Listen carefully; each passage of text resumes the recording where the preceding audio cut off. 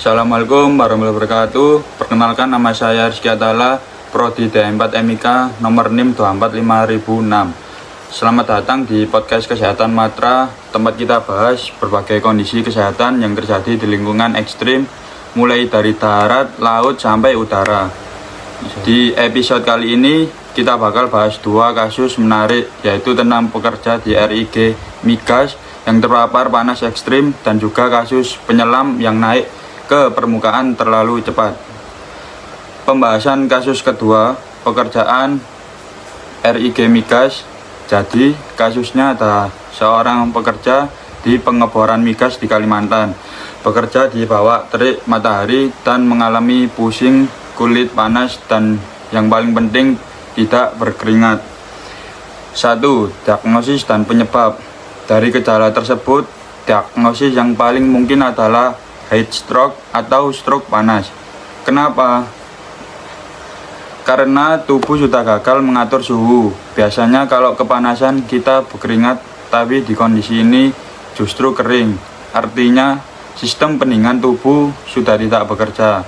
Penyebabnya paparan panas ekstrim dalam waktu lama, dehidrasi, aktivitas fisik berat di lingkungan panas, kurang istirahat. 2. Tanda bahaya. Nah, ini penting banget.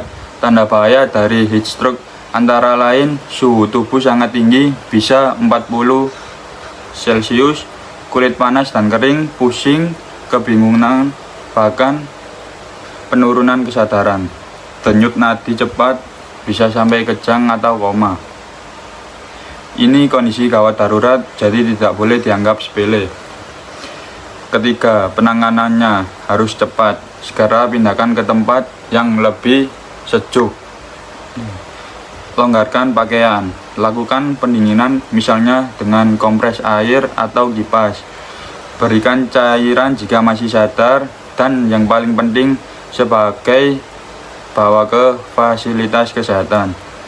Nah, kalau terlambat ditangani bisa berakibatkan fatal. Pembahasan kasus yang ketiga, penyelam. Sekarang kita masuk ke kasus ketiga. Seorang penyelam naik ke permukaan terlalu cepat, lalu mengalami nyeri sendi dan sesak nafas. Diagnosis dan mekanismenya. Diagnosisnya adalah penyakit dekompresi atau decompression sickness. Mekanismenya gimana? Saat menyelam, tekanan di bawah air meningkat sehingga gas nitrogen larut dalam darah dan jaringan tubuh. Kecepatan. Kalau naik ke permukaan terlalu cepat, nitrogen ini tidak sempat keluar perlahan sehingga membentuk gelembung gas di dalam tubuh. Gelembung ini yang menyebabkan nyeri sendi, disebut the bends, gangguan pernapasan, bahkan bisa gangguan saraf. 2. Penanganan dan pencegahan. Penanganannya segera berikan oksigen 100%, istirahatkan pasien. Segera rujuk ke fasilitas dengan ruangan hiperbarik untuk terapi recompression.